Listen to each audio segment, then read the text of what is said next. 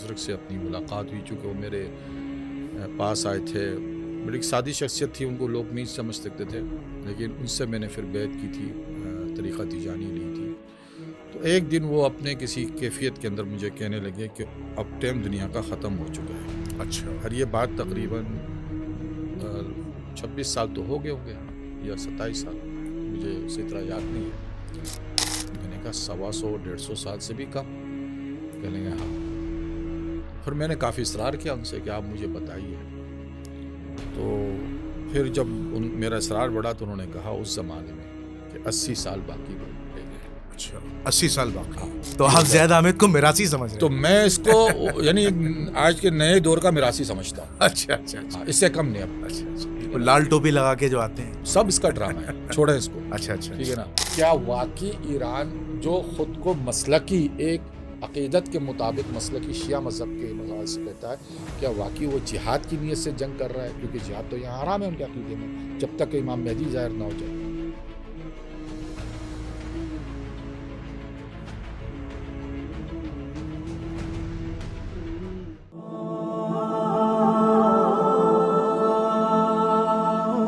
نحمده ونصلي ونسلم على رسوله الكريم اما بعد فاعوذ بالله من الشيطان الرجيم بسم الله الرحمن الرحيم اللهم صل على محمد وعلى ال محمد ولا حول ولا قوة الا بالله العلی العظیم. ناظرین سامعین، آپ کا میزبان جنید الرحمن حاضر خدمت ہے. ناظرین سامعین، جیسا کہ آپ لوگ جانتے ہیں کہ میں ہمیشہ کی طرح مختلف مکاتب فکر کے علماء دین کو انٹرویوز کے لیے بلاتا رہتا ہوں اور تاریخ اسلام کے بڑے حساس اور اہم موضوعات پہ گفتگو کرتا رہتا ہوں. تو آج میں ایک دفعہ پھر میں اپنے پرانے پریویس پوڈ کاسٹ کو ریپیٹ کر رہا ہوں، اور اس کا آج پارٹ 2 ہمارا پوڈ کاسٹ ہے. یعنی اس کا پارٹ 2 آج انشاءاللہ ہم اپنے مہمان کے ساتھ ڈسکس کریں گے، اور وہ ہے قرب قیامت کی نشانیوں کے حوالے سے. قرب قیامت کی نشانیوں کے حوالے سے ایک نامور عالم دین حضرت مولانا فاروق تیجانی صاحب کے ساتھ ہمارا بڑا مفصل، مدلل اور علمی پروگرام ہوا تھا، اور عوام الناس نے اس پروگرام کو دیکھا، پسند کیا، اور اس پروگرام سے عوام الناس کی اصلاح ہوئی اور ہم سب کے علم میں اضافہ ہوا. تو آج اسی کا پارٹ 2 جو ہے وہ میں حضرت مولانا فاروق تیجانی صاحب کے ساتھ کرنے جا رہا ہوں. ہمارے سامنے بیٹھے ہیں مولانا فاروق تیجانی صاحب، ایک علمی شخصیت ہیں. تو آج ہم ان کے ساتھ وقت آخر کے حوالے سے، قرب قیامت کی نشانیوں کے حوالے سے کچھ اہم جو انکشافات جو ان کی طرف سے ہوئے ہیں مختلف پروگرامز میں، تو آج ہم اس کی مزید تشریح اور وضاحت جو ہے ان سے طلب کریں گے. اور جو ان کی مشہور و معروف جو کتاب ہے، جو ماشاءاللہ پاکستان، انڈیا اور UAE کے اندر مقبول ہو رہی ہے اور بڑے بڑے علماء تک پہنچ رہی ہے، اس کی رسائی ہو رہی ہے، وقت آخر جو انہوں نے کتاب لکھی ہے. اور اس کے پیچھے ان کی 22 سالہ محنت ہے، 22 سالہ ایفرٹ ہے. تو اب ہم نے دیکھا کہ پریویس پروگرام کے اندر ایک پوڈ کاسٹر کے ہاں انہوں نے قیامت کے بارے میں لوگوں کو ڈرایا ہوا ہے کہ قیامت آنے والی ہے، قرب قیامت کی طرف آ جاؤ، اور مسلمانوں اپنے آپ کو پہچانو، وقت آخر کی فکر کرو. تو یہ مسلمانوں کے اندر وقت آخر کی جو فکر ہے اس کو اجاگر کرنے کی بھرپور کوشش کر رہے ہیں. اور جیسا کہ ان سے پہلے بھی کافی علماء نے، کافی اسکالرز نے کیا. تو اب ہم خاص طور پر ان سے باقاعدہ طور پر ایک چیز کے حوالے سے سوال کریں گے، ایکسپلینیشن لیں گے کہ انہوں نے یہ کہا ہے کہ قیامت عنقریب ہے اور قیامت 100 سال کے اندر آنے والی ہے، یعنی 80 سال کے قریب آنے والی ہے. تو 80 سال جو اب وقت رہ گیا، تو اس حوالے سے ہم تیجانی صاحب سے پوچھیں گے یہ 80 سال آیا یہ قرآن و سنت میں اس کی دلیل ہے، یا یہ 80 سال کی میجرمنٹ آپ نے کس طرح کی؟ تو میں اپنے مہمان کی طرف جاتا ہوں، مولانا فاروق تیجانی صاحب کی طرف. السلام علیکم. وعلیکم السلام. تیجانی صاحب آپ کیسے ہیں؟ خیریت سے ہیں آپ؟ جی الحمدللہ. اچھا تیجانی صاحب، ہمیں یہ بتائیں کہ آپ نے پریویس جتنی پوڈ کاسٹ کی ہیں مختلف چینلز پر، وہاں پہ آپ نے کہا قیامت 80 سال بعد آنے والی ہے. تو کیا آپ کے پاس اس کی قرآن و سنت کی کوئی دلیل ہے کہ 80 سال بعد آنے والی ہے، یا آپ کو اپنے بزرگ کی طرف سے بشارت ہوئی ہے؟ کیونکہ آپ نے اپنے ایک بزرگ کا بھی حوالہ دیا تھا اویس صاحب کے پروگرام میں اور نادر علی صاحب کے پروگرام میں، تو اس کی وضاحت فرمائیے پلیز. جی بسم اللہ الرحمن الرحیم. دیکھیں، بات یہ ہے کہ میرا جو سفر ہے اس سبجیکٹ کے مطالعے کے لیے، وہ میرے اپنے شیخ خالد موسیٰ علی ابراہیم تیجانی ان کی ایک خبر سے، یعنی ان کی کشف سے ہی شروع ہوا تھا۔ جیسا کہ میں بتا چکا ہوں کہ میں نے 26 سال اسپیشل سیکورٹی فورس میں کام کیا ہے، اور اسی دوران جو ہے میری بزرگ سے اپنی ملاقات ہوئی، چونکہ وہ میرے پاس آئے تھے۔ بڑی ایک سادی شخصیت تھی، ان کو لوگ نہیں سمجھ سکتے تھے، لیکن ان سے میں نے پھر بیعت کی تھی، طریقہ تیجانی لی تھی۔ تو ایک دن وہ اپنے کسی کیفیت کے اندر مجھے کہنے لگے کہ اب ٹائم دنیا کا ختم ہو چکا ہے۔ اچھا، اور یہ بات تقریباً 26 سال تو ہو گئے ہوں گے یا 27 سال، مجھے اسی طرح یاد نہیں ہے۔ تو اس نے اس وقت مجھے کہا تھا کہ ٹائم ختم ہو گیا۔ تو میں نے کہا آپ کہنا کیا چاہ رہے ہیں، کوئی 400-500 سال اور بھی ہے؟ تو کہہ لیں گے نہیں، کم ہے۔ تو میں نے کہا اچھا 200-250 سال تو بچنے ہونے چاہیے۔ کہہ لیں کم۔ اب تھوڑی سی حیرت میری بڑھ گئی۔ میں نے کہا 100-150 سال سے بھی کم؟ کہہ لیں گے ہاں۔ تو پھر میں نے کافی اصرار کیا ان سے کہ آپ مجھے بتائیے۔ تو پھر جب میرا اصرار بڑھا تو انہوں نے کہا اس زمانے میں کہ 80 سال باقی رہ گئے۔ اچھا، 80 سال باقی؟ ہاں۔ تو میں نے کہا یہ بات آپ کیسی کہہ سکتے ہیں، یعنی آپ کو یہ بات کیسا پتہ چلا؟ کہنا میرا علم کہتا ہے۔ اچھا، تو میں نے کہا اگر آپ کا علم قرآن اور حدیث کی مطابق ہو، یعنی وہ مراد یہ ہے کہ جو کچھ آپ نتیجہ اخذ کیا ہے قرآن و حدیث، اس سے کوئی کنیا یا دلالت کوئی حدیث پیش جا رہی، تو میں قبول کروں گا، ورنہ مجھے یہ گمان رہے گا کہ شاید آپ کو مغالطہ ہوا ہے ٹھیک ہے۔ اپنے اس میں۔ تو اس کے بعد پھر میرا یہ سفر اسٹارٹ ہی ہو گیا، یعنی میں نے اس میں اشتیاق پیدا کیا کہ حضرت نے اتنی بڑی بات کی ہے تو یقیناً کوئی دلیل تو ضرور ہوگی قرآن و حدیث میں۔ یہ اللہ کے نیک بندے ہیں، ولی ہیں، ان کو یہ بات اس طریقے سے نہیں کہتے ہیں، ہمیشہ خاموش رہتے ہیں، سادہ طبیعت ان کی۔ تو لیکن اگر انہوں نے بات کی تو یہ تقریباً اس زمانے سے پھر میں نے علماء جو ہمارے وہاں ہیں ان سے ملاقات کی، ان سے میں نے گزارش کی کہ مجھے اس حوالے سے کوئی گائیڈنس دے۔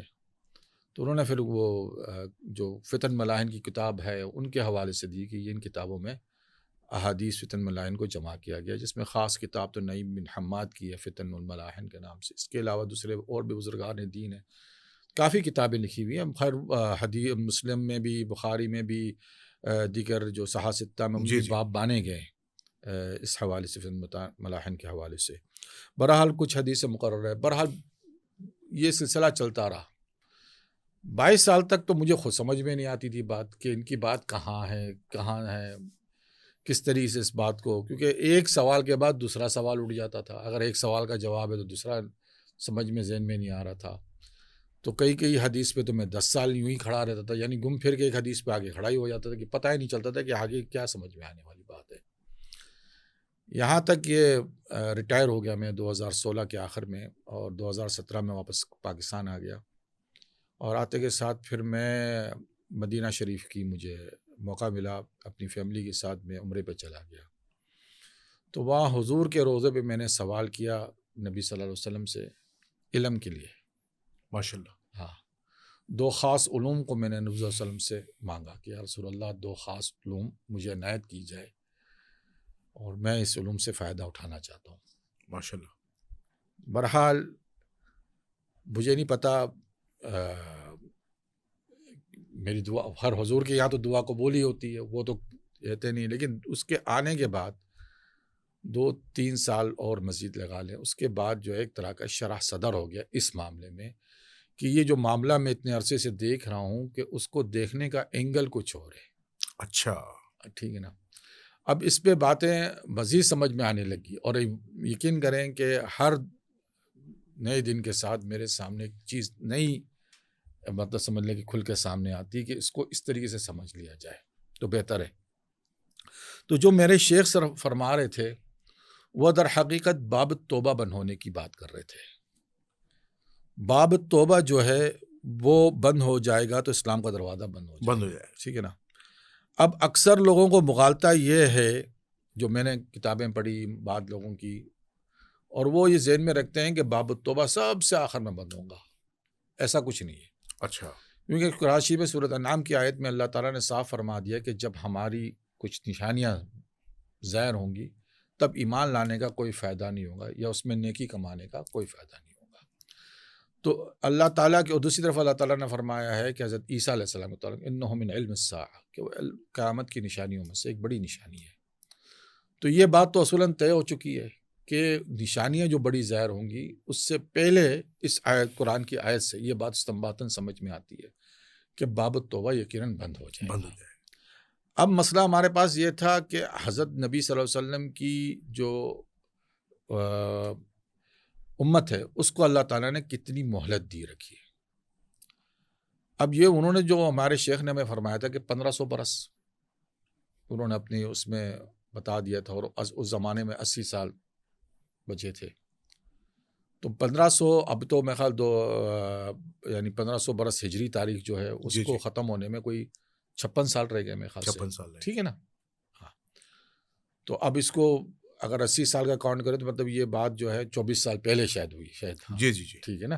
ہاں، تو بہرحال یہ یہاں سے باب التوبہ جب بند ہوا، اس کے بعد جو ہے دیگر بڑی نشانیاں بھی ظاہر ہوں گی، اور وہ تسلسل کے ساتھ ہو جائے گی. تو باب التوبہ کے بارے میں جب ہم نے یعنی ایک تحقیقی لگایا کہ اللہ تعالیٰ نے قرآن میں فرمایا ہے سورۃ یونس میں کہ چاند اور سورج کو ہم نے اس لیے پیدا کیا کہ تم اپنے برسوں اور دنوں کو اس میں گن لو. اب یہ تو بات بڑی کھلی ہے. اگر مہلت کے حساب سے بات کی جائیں گی تو چاند اور سورج کی گنتی کی نہیں جائیں گی، ان کی گردشوں کو گنا جائے گا. تو مہلت جو ہے وہ طے ہوئی ہے 1500 برس. اب وہ مہلت 1500 برس کیسے طے ہوئی ہے؟ یہ اچھا، اس کا ثبوت حدیث میں ہے؟ جی میں بتا رہا ہوں. جی اسی طرف آ رہا ہوں. پہلے تو ایک حدیث تھی جس میں میں 10 سال کھڑا رہا، وہ حدیث تھی قراتین، کیونکہ بہت سے لوگوں نے اس کی تشریح بڑی غلط لکھی ہوئی تھی، جو نئی یعنی لوگ پیدا ہو گئے ہیں اسکالرس وغیرہ، اور وہ بھی اپنی طور سے کوئی نہ کوئی استنباط نکال لاتے ہیں کہ اس کو اس طریقے سے کاؤنٹ کرے، اس کو اس طریقے سے. تو وہ بھی میرے ذہن میں تھا. تو اس کو جب میں نے جھٹلا دیا تو پھر بات سامنے اور کھل کے سامنے آئی کہ اس کی تشریح بڑی سادہ سا ہے. کہ ایک تو یہ ہے کہ نبی صلی اللہ علیہ وسلم نے اس حدیث میں فرمایا ہے کہ ہم تو آخری امت ہے، اور آخری کتاب آخری نبی کے ہے، اور آخری نبی کی جو امت کی جو مدت ہے پچھلی انبیاء جو امتیں گزری ان کے مقابلے میں کم ہے. یہاں تک مثال دے کے آپ نے فرمایا کہ جیسا کہ مغرب سے عصر سے لے کے مغرب تک کٹ ہے، لیکن آخرت میں ہمیں اجر دگنا ملے گا ان کے مقابلے میں. یہ حدیث کی میں خلاصہ بیان کر رہا ہوں. جی. ٹھیک. اب یہاں پہ یہ بات ثابت ہوگی کہ پچھلی امتوں کی مدت سے مقابلے میں ہم کم ہیں. اچھا، اب سیدنا عیسیٰ علیہ السلام اور نبی صلی اللہ علیہ وسلم کے بیچ میں جو فاصلہ ہے کلیئرلی وہ 600 برس کا ہے. 600 برس کا. اور یہ صحیح بخاری کی میں خیال یا کسی ایک صحاح ستہ کی ایک حدیث ہے کہ 600 برس کا اللہ تعالیٰ نے فاصلہ رکھا ہوا ہے. اچھا، آگے جو حضرت موسیٰ علیہ السلام جو بنی اسرائیل کی ہے اور سیدنا عیسیٰ علیہ السلام کے بیچ میں جو فاصلہ ہے اس کے مختلف روایتیں ہیں. جو روایت مجھے طبقات القمرہ میں ملی اور اس کے رجال ثقات ہے، یعنی جو روایت بیان کر رہے ہیں اس میں 2 روایتیں آئی ہے. ایک روایت میں 1700 برس ہے، ایک روایت میں 1900 برس بیان کیا جا رہا ہے. اچھا، لیکن جلال الدین سیوطی صاحب نے اپنی کتاب میں کشف الامہ مجاوزہ الف کے نام سے کتاب ہے ان کی، اس میں 1500 برس کاؤنٹ کی ہے انہوں نے. 1500 برس. اچھا، وہ ضعیف روایت ہے جو ان کی 1500 برس ہے. یہاں پہ جو ہے یہ دونوں روایتوں میں رجال ثقات ہے. شاید ہو سکتا ہے کوئی راوی 1700 کہہ رہا ہو اور وہ 1900 سمجھ رہا ہو، یا کوئی 1900 کہہ رہا ہو 1700 سمجھ رہا ہو، اس طریقے سے. تو بہرحال دونوں روایتوں سے یہ باتیں ثابت ہوتی ہے کہ اگر ان کی ٹوٹل مدت کاؤنٹ کیا جائے تو ہمارے حساب سے وہ 2500 برس بنیں گے 2500 برس، اور یا کم سے کم آپ اس کو 2100 برس پہ محمول کر لیں. ٹھیک ہے نا. ٹھیک ہے. اب دونوں صورتوں میں ہماری جو امت ہے جو نبی صلی اللہ علیہ وسلم کی، ان کی مدت ان کے مقابلے میں کم ہونی چاہیے. یہ بات ڈیفائن ہو گئی ہے. ٹھیک ہے نا. وہ کتنی بھی مدت ہو، 2500 ہو یا 2100 ہو یا 3000 ہو. ٹھیک ہے. لیکن نبی صلی اللہ علیہ وسلم کی جو امت ہے ان کی مدت اللہ تعالیٰ نے اس صحیح حدیث کے حساب سے کم رکھی. ٹھیک ہے. اچھا، اب یہ بات تو ثابت ہوگی کم. اب وہ کتنی ہو سکتی ہے؟ تو اس کے حوالے سے ابو داؤد کی حدیث ہے کہ نبی صلی اللہ علیہ وسلم فرماتے ہیں کہ میں اللہ تعالیٰ سے اس بات کی گزارش کرتا ہوں کہ میری امت کو آدھے دن کی مہلت عطا کر دی جائے، یا میری امت اس بات پہ عاجز نہ ہو کہ اسے آدھے دن کی مہلت عطا کی جائے. ٹھیک ہے. میں بیان کر رہا ہوں ایک سب طور جی خلاصے کے طور پہ. اچھا، اس حدیث پہ جرح تو کی ہے ایک طریقے سے کہ جو راوی ہے وہ جو اس کو حدیث کو نقل کرنے والا راوی، اس کی ملاقات جو ہے صحابی سے جس سے یہ حدیث منقول ہے اس سے نہیں ہوئی ہے. اچھا، ملاقات ثابت نہیں ہے. ملاقات ثابت نہیں ہو رہی ہے.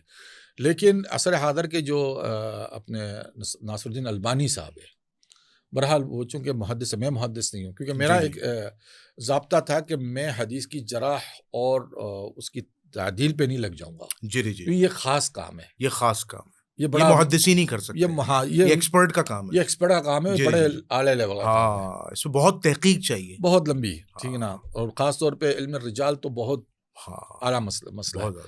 تو میں نے صرف اسی پہ اکتفا کیا تھا کہ میں دیکھوں گا کہ اگر حدیث صحیح، حکم صحیح ہے تو میں اسے لوں گا، یا کم سے کم میرے نزدیک وہ حسن درجہ ہو، ظاہری حکم صحیح ہو. ہاں جی جی. تو یہاں پہ ناصر الدین البانی سے جو منقول ہے ان کے جامع صحیح میں یہ حدیث، تو وہ حدیث مجھے ملی کہ یہ حدیث صحیح ہے. صحیح ہے، ان کی تحقیق کے مطابق، ان کے تحقیق کے مطابق صحیح ہے. اور کہیں پہ اس کو حسنہ بھی لکھا گیا، حسنہ بھی لکھا گیا، ٹھیک ہے نا. اچھا، جہاں تک روایت ثابت نہیں ہے تو اس پہ بھی علماء کہتے ہیں کہ یہ کہنا بڑا یعنی نازک ہے کہ یہ واقعی ان سے ملاقات ہوئی کہ نہیں. یہ بڑا، اگر زمانہ ایک ہو اور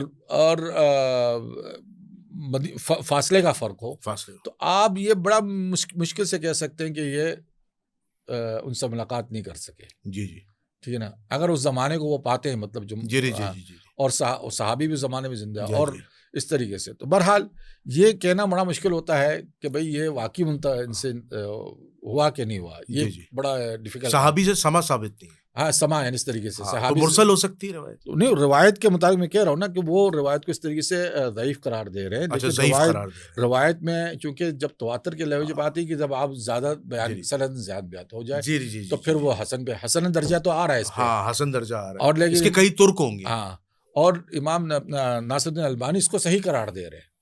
تو گویا ایک محدث سے اثر چلے ان کی بھی. اب حالانکہ لوگ سے اختلاف کرتے ہیں ناصر البانی سے کافی، لیکن میرا موضوع یہ نہیں ہے. میں کم سے کم یہ کہتا ہوں کہ وہ اس نے علمی کام تو بہت کیا ہے، خاص طور پر انٹرنیشنل نمبر پہ تو انہوں نے بڑا اچھا کام کیا. ہاں، بڑا اچھا کام. جو کام اچھا کیا اسے اعتراف کریں، اس کا اعتراف. باقی جو کس کا جو عقیدہ اس سے ہمارا غرض نہیں ہے. جی جی، ٹھیک ہے.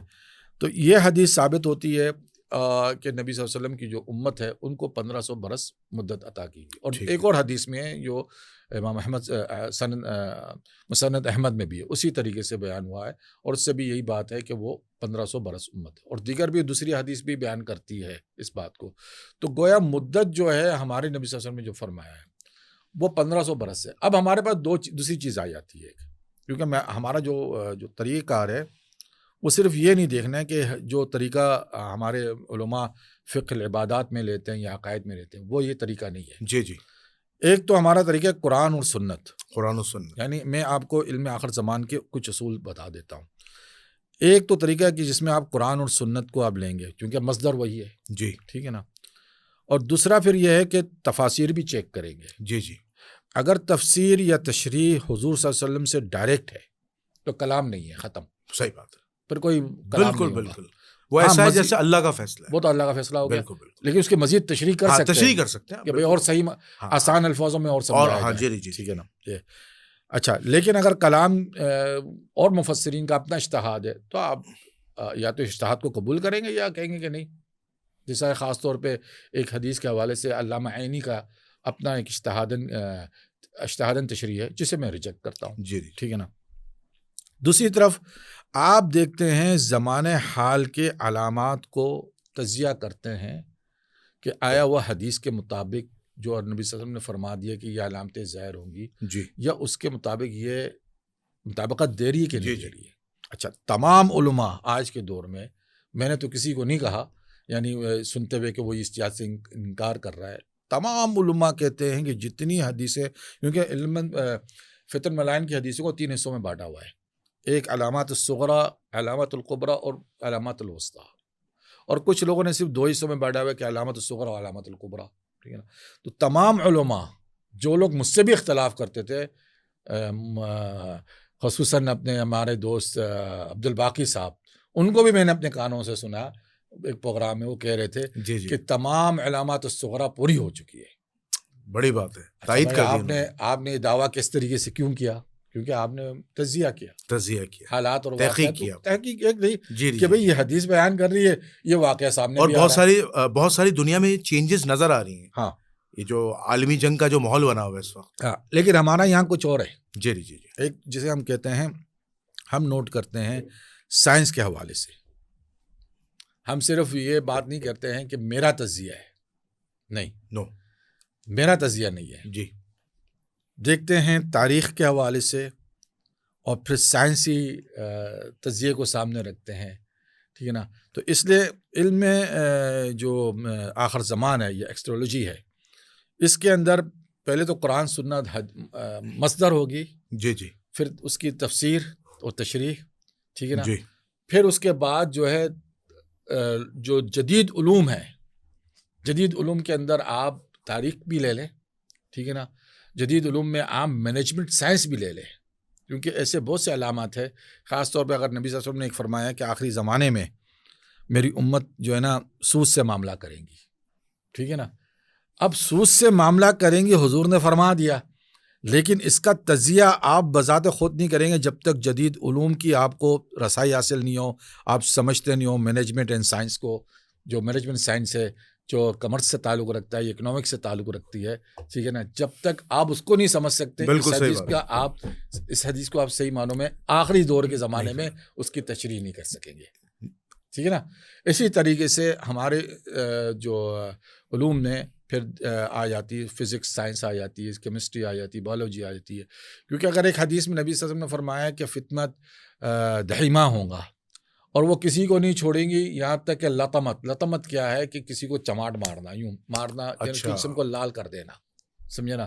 اب اگر آپ کے پاس فزکس کا سائنس نہ ہو یا نیوکلیئر سائنس نہ ہو، ریڈیشن کو آپ نہیں جانتے ہو، تو آپ اس حدیث کی صحیح تشریح نہیں کر بالکل سکیں صحیح، گے۔ بالکل صحیح، تو حدیث بات میں خاص لمبی ہو گئی میری۔ جی جی، میں آپ سے ایک سوال کرنا چاہ رہا تھا، خاص طور پر آپ کی جو کتاب ہے وقت آخر میں آپ نے کچھ احادیث جمع کی ہے، روایات جمع کی ہے غزوہ ہند کے حوالے سے، جی، اور یہ میرا بڑا اہم آپ سے سوال ہے کہ غزوہ ہند جو ہے، اگر ہم غزوہ ہند کا تجزیہ کریں یا جو روایات کو دیکھیں، ایون آپ بھی اس بات کے قائل ہیں کہ غزوہ ہند سے ریلیٹڈ جو روایات ہیں ان میں ضعیف روایات بہت ہیں، ٹھیک ہے، لیکن آپ ایک نتیجے پہ پہنچے اپنی کتاب میں کہ بہرحال غزوہ ہند ہونی ہے، وقت آخر کا حصہ ہے، غزوہ ہند ہونی ہے۔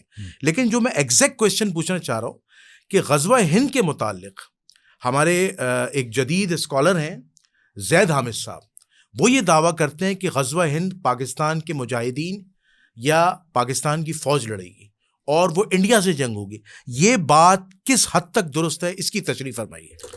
دیکھیے میں ایک بات بتاؤں، میں اس حوالے سے میں تھوڑا سا مجھے یاد آتے ہیں، مصر ایک بڑے علماء تھے، بہت عالم دین تھے، اور اس کو فارس منابر بھی کہا جاتا تھا، یعنی فارس کہتے ہیں گھوڑ سوار کو، جی جی، ممبر کے گھوڑ سوار ہوتے تھے، لیکن وہ بچپن سے نابینا تھے، یعنی قدرتی طور پر۔ انہوں نے ایک بڑی زبردست بات کی تھی، اور ان کا انتقال میرے خیال 70s میں ہو گیا تھا یا 80s کے شروع میں ہو گیا تھا۔ علامہ قشت اس کا نام تھا، علامہ قشت۔ انہوں نے ایک بات بڑی خوب کی تھی، اور انہوں نے بیت المقدس کے حوالے سے کہا تھا، اس نے کہا کہ جو لوگ بیت المقدس کو فتح کریں گے وہ یہ وردی والے، ستارے والے، سینوں پہ تمخے جلانے والے نہیں ہوں گے۔ یہ ان کی بات کر رہا ہوں میں، اپنی نہیں، اچھا، ان کی بات کر رہا ہوں، ان کی بات نقل کر رہا ہوں۔ وہ ہوں گے وہ جوان جنہوں نے اللہ اور اس کے رسول کے ساتھ ایک معاہدہ کر لیا، ایگریمنٹ کر لیا کہ ہم نے اپنی جان مال کا سودا کر لیا، سبحان اللہ، ٹھیک ہے نا، وہی بیت المقدس، یعنی صحابہ جیسا ایمان ہوگا ان کا، جو ایمان اس درجے، برابری نہیں کر سکتے، برابر نہیں، ایمان ہوگا، جوش ویسا ہوگا، ہاں، یعنی جس نے اپنا سودا کر لیا اللہ اس کے رسول کے ساتھ، اپنی جان مال عزت سب کا سودا کر لیا کہ میں نے تیرے سے سودا کر لیا جنت کے مقابلے میں، اب میں جہاد کروں گا۔ تو یہ بات علامہ قشت کی مجھے بڑی دل پہ لگی، ٹھیک ہے نا۔ اب یہاں پہ جو آپ زید حامد صاحب کی بات کرتے ہیں نا، میں کوئی 9 سال اس شخص کے ساتھ رابطے میں رہا ہوں۔ اچھا، زید حامد صاحب، ہاں، بلکہ بعد اوقات میں ان کو اپنی جو یہ حدیثیں خاص طور پہ خوارج کے حوالے سے میں ہی ان کو لکھ کے دیتا تھا، اور میں ہی ان کو کہتا تھا کہ آپ خلافت علی منہاج النبوہ پہ بات کریں، میری کافی اسپیس ہوتی تھی، لیکن میرا دل اس شخص کے ساتھ جب ٹوٹا جب انہوں نے ایک ایسی لیٹر لکھا اپنے فیس بریسٹ ٹریک پہ کہ وہ تھا اس کے حوالے سے کہ جب ممتاز قادری صاحب کو شہادت دی گئی، ان کو شہید کیا گیا، تو انہوں نے C-92-95 پر کچھ اس طریقے سے لیٹر لکھا جس میں کہا کہ یہ جو ہے انگریزی بولنے والے، یعنی یہ جو قانون بنایا انگریزی بولنے والے وکیلوں نے بنایا، یعنی اس کو مشکوک قرار دے رہا تھا. اچھا، یعنی ان کا 295C کو. ہاں. اچھا. میں اس وقت میرے ذہن سے یعنی زمین ہل گئی کہ یار میں تو بڑے غلط آدمی کے پیچھے چل رہا ہوں. اوہو. اور ہمیشہ میرے دل میں ایک وہ رہتا تھا عقد، یعنی سے کہتے ہیں نا کیا بولتے ہیں، کھٹکا رہتا تھا، گانٹ، کیونکہ اس کے متعلق کافی یہ باتیں تھی کہ یوسف ایک شخص تھا، یوسف کذاب نام سے مشہور ہوا، اس نے نبوت کا دعویٰ کیا تھا، خدا جانے کیا نہیں کیا تھا، اللہ عالم. بہرحال اسے قتل کر دیا گیا تھا کوئی جیل میں ہی، وہ قصہ چلتا رہا، خدا جانے اللہ عالم. میں اس مسئلے میں نہیں پڑھنے والا ہوں، کیونکہ جو چیز میرے سامنے نظروں کے سامنے نہ ہو تو میں کیوں اس پہ کوئی بات کروں. تو وہ چیز بس ایک گھانٹ رہتی تھی کہ یار میں اس شخص کے پیچھے ہوں اتنی، لیکن جیسی میں نے اس سے اعلان برات کا اظہار کیا وہ میری گھانٹ کھل گئی دل سے. تو مجھے یقین ہو گیا کہ یہ شخص درست نہیں ہے.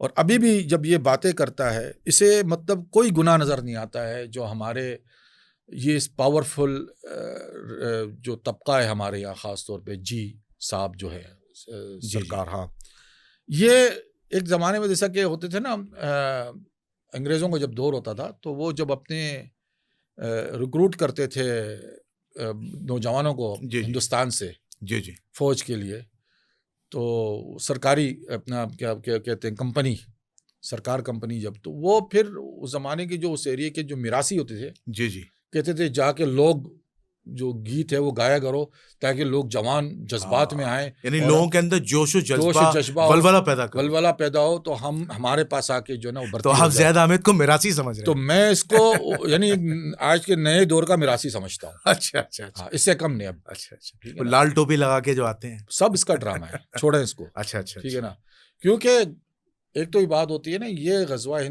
ہند ہوگا ضرور، کیونکہ اسلام کو ہی غالب آنا ہے. بالکل. لیکن جن دور میں ہوں گا، جن ادوار میں ہوں گا، وہ یہ دور نہیں ہے.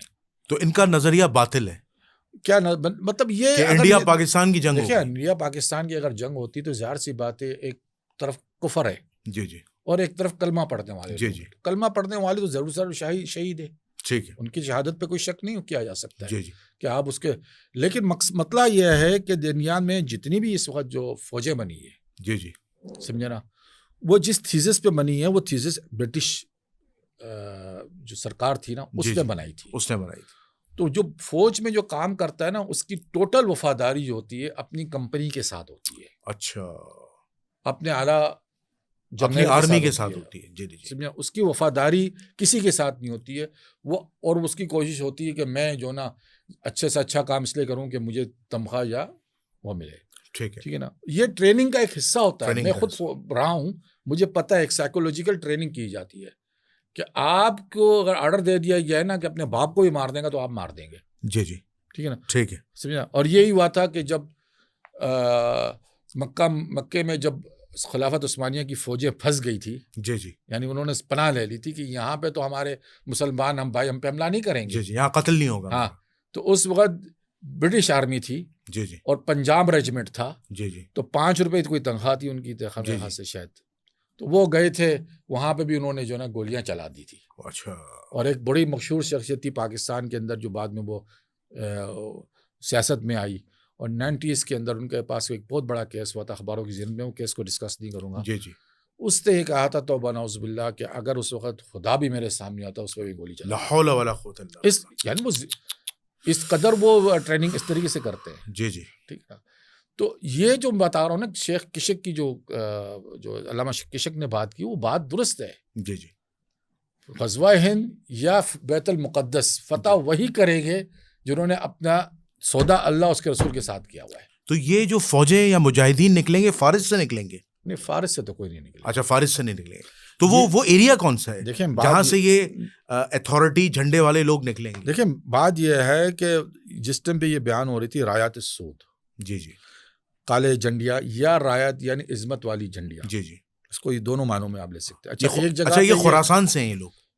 ایک جگہ رایا سود کا معنی گہرا ہرا بھی ہے، رنگ بھی آتا جی ہے. جی اچھا گہرا ہرا رنگ بھی اس کو ہرا رنگ بھی ہے. یہ اتھارٹی کی علامت ہے. ٹھیک، یہ اتھارٹی کی علامت ہے.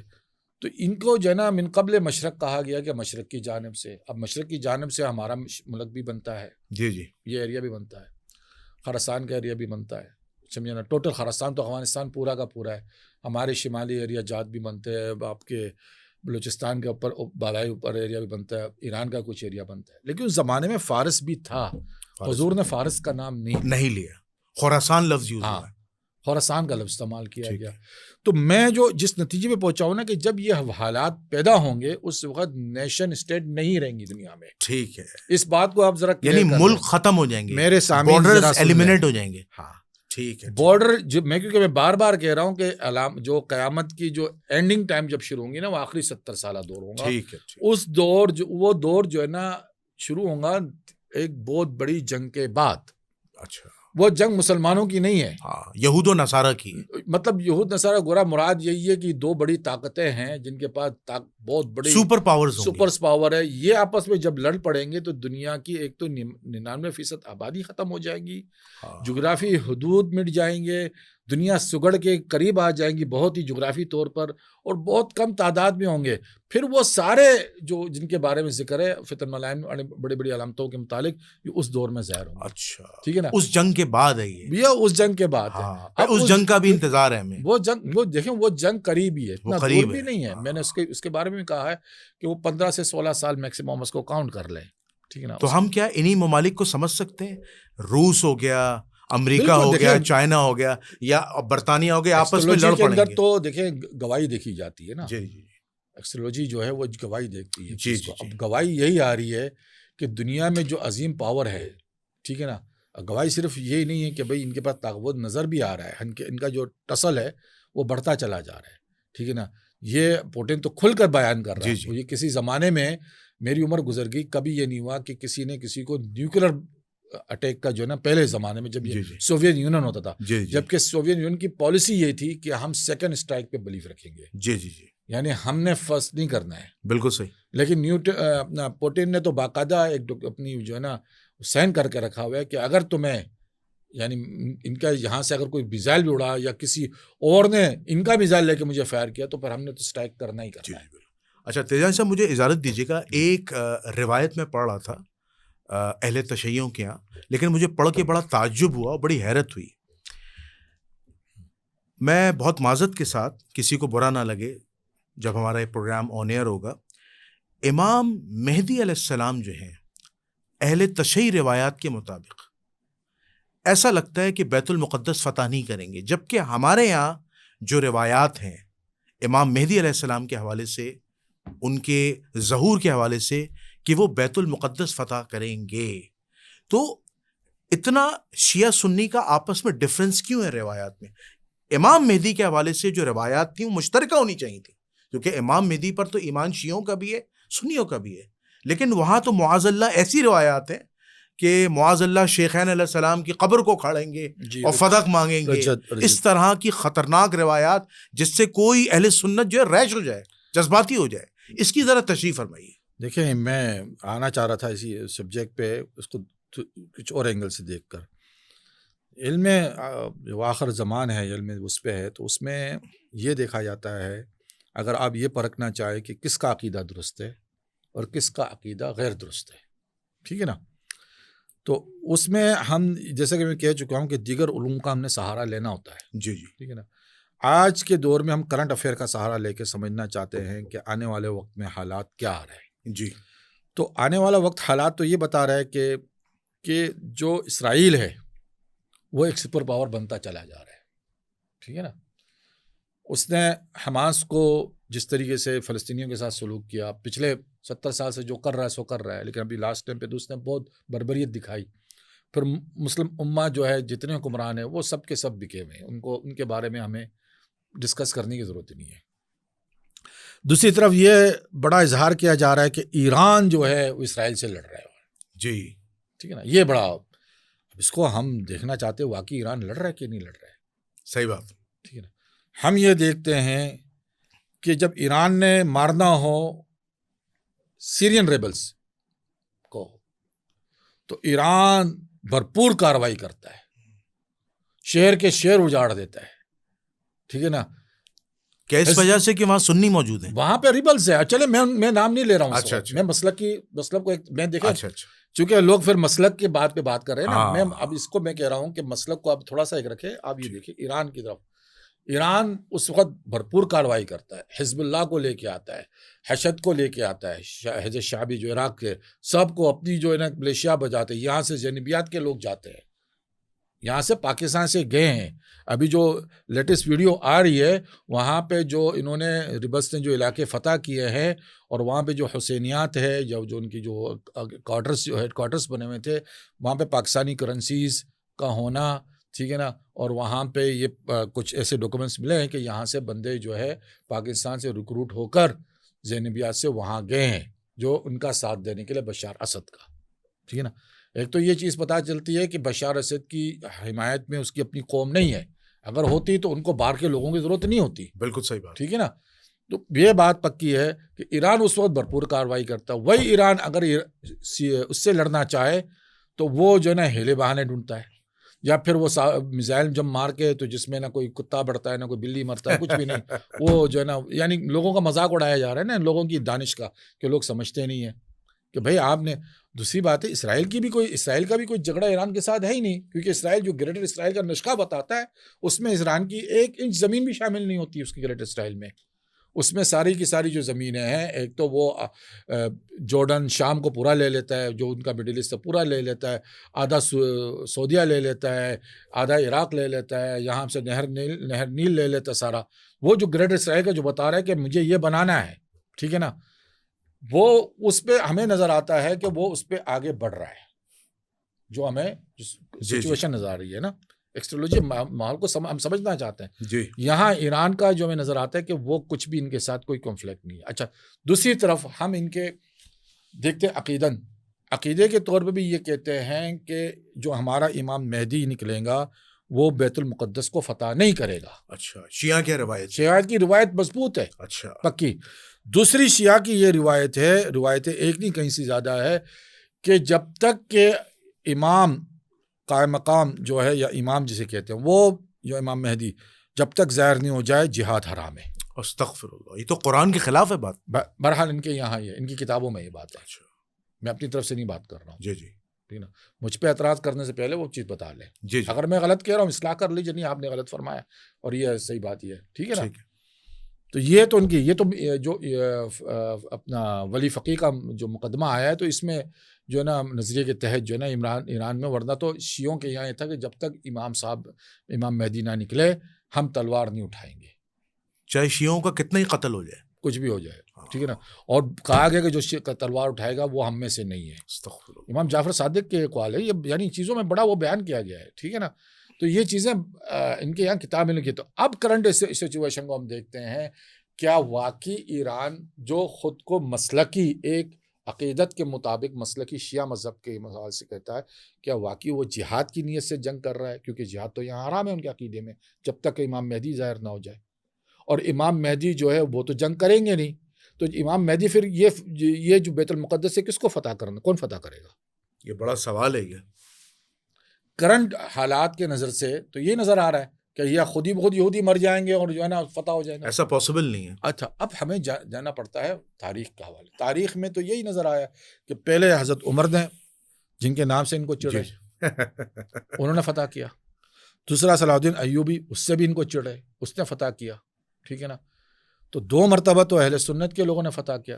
اور تیسری مرتبہ بھی اب جو گراؤنڈ پہ ریئلٹی یہ نظر آ رہی ہے کہ دیکھیں حزب اللہ چاہے اس نے سرایہ قدس بنائی ہوئی ہے کہ نہیں بنائی ہوئی ہے، وہ صرف اپنے اس حدود تک، کیونکہ وہ لبنانی طور پہ، میں اس کو ایک بات کہتا ہوں، ان کی ریزسٹنس برحق ہے. کیوں کہ وہ لبنان وہاں پہ بھائی صدیوں سے لے رہے ہیں وہ لوگ، لبنانی قوم، ٹھیک ہے نا.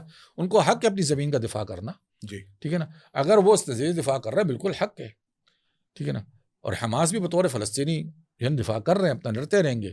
لیکن گراؤنڈ پہ جو لڑائی صحیح معنوں میں جو ایکچولی لڑ رہے ہیں وہ تو سنی ہے. بالکل صحیح. اس کے علاوہ کوئی نہیں.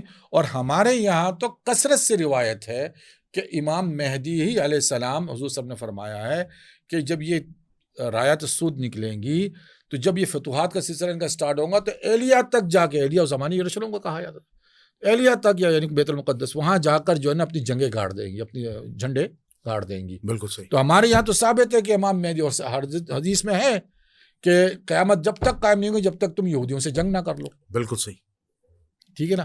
تو یہودیوں سے جنگ کرنا، یہودیوں کو قتل کرنا ہمارے حدیثوں میں ثابت ہے. بالکل صحیح. ان کے یہاں ثابت ہی نہیں ہے کوئی چیز. بالکل. تو جب ثابت ہی نہیں ہے تو پھر یہ دعویٰ کس بات کا؟ دعویٰ کس بات کا؟ بالکل دعویٰ صحیح. کچھ بھی نہیں ہے. اس کا مطلب یہ ہے کہ آپ کا جو دعویٰ امام مہدی کا ہے وہ مدمل ہے. مدمل کا مطلب یہ ہے کہ جیسا کہ چیز نظر نہیں آتی، یعنی آپ اتنا آپ کے ہاتھوں میں چکان دی جائے، یعنی روشنی جب آ جائے تو آپ کو کچھ نظر نہیں آتی. یہ کیا؟ جی جی جی. تو مدھمل ہو جاتا ہے معاملہ کہ بھئی یہ تو کچھ پتہ ہی نہیں چل رہا ہے اصل کیا ہے معاملہ. بالکل تو صحیح. بس صرف وہی باتیں ہیں. جی جی. اچھا مولانا فاروق تیجانی صاحب، میں اس پوڈ کاسٹ کا ایک آخری سوال کر رہا ہوں، اس کا آپ مختصر جواب دیجیے گا.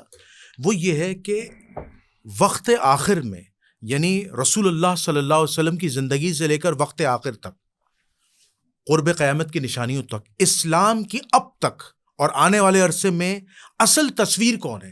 یعنی اسلام کی اصل شکل اگر کسی کافر کو دیکھنا ہے اور اسے مسلمان ہونا ہے تو وہ اہل سنت ہے، اہل تشیع ہے؟ بھائی سوال بڑا خطرناک ہے. بڑا خطرناک ہے. دیکھیں اول تو یہ ہے کہ ارکان اسلام 5 ہے. ٹھیک ہے.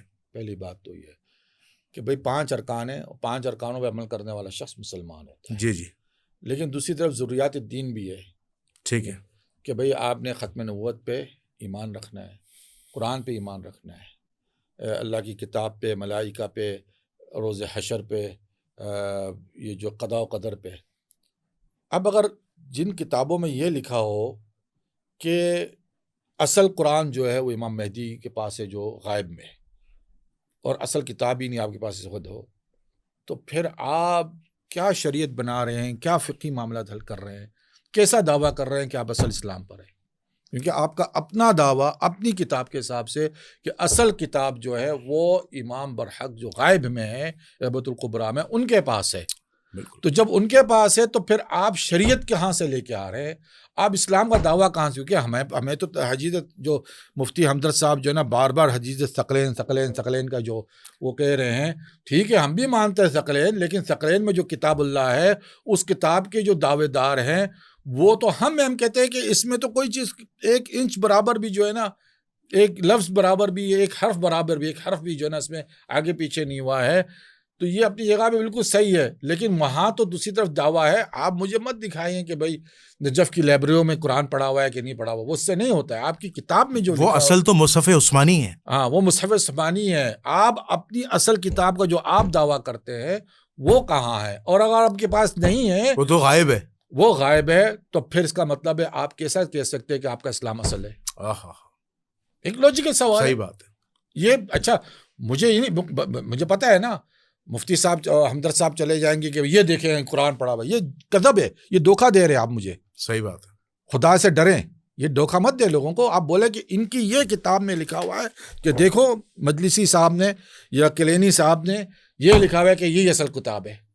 وہاں تو ایسی عبارتیں لکھی ہوئی ہے باقاعدہ. نہیں میں ان کو کفر نہ کفر تو یہ علماء کا فتویٰ دینا ہے، میں ان کے فتویٰ کو مانوں گا اہل سنت کے، لیکن اس میں یہ لکھا ہوا ہے کہ بھئی یہ ایسی اصل آیت نہیں تھی، اصل آیت کچھ اور تھی، دوسری آیت بدل گئی. یہ تو صاف لکھا ہوا ہے. یہ تو بہت بڑا فتنہ ہے. یہ تو بہت بڑی بات ہے. تو آپ جب وہ عقیدہ ہی رکھتے ہیں کہ اصل قرآن آپ کے ہاتھ میں نہیں ہے، تو پھر آپ اصل اسلام کے دعوے دار کہاں سے ہیں؟ بالکل صحیح. بالکل صحیح. ٹھیک ہے نا. بالکل صحیح. جزاک اللہ. تو بڑی خوبصورت آج گفتگو ہوئی وقت آخر کے حوالے سے، اور جو پیچیدہ معاملات تھے ہم نے مولانا فاروق تیجانی صاحب سے ڈسکس کیے. تو انشاءاللہ تعالیٰ اسی طرح کی معلوماتی پوڈ کاسٹ ہم آگے انشاءاللہ آپ کے آگے پیش کرتے رہیں گے.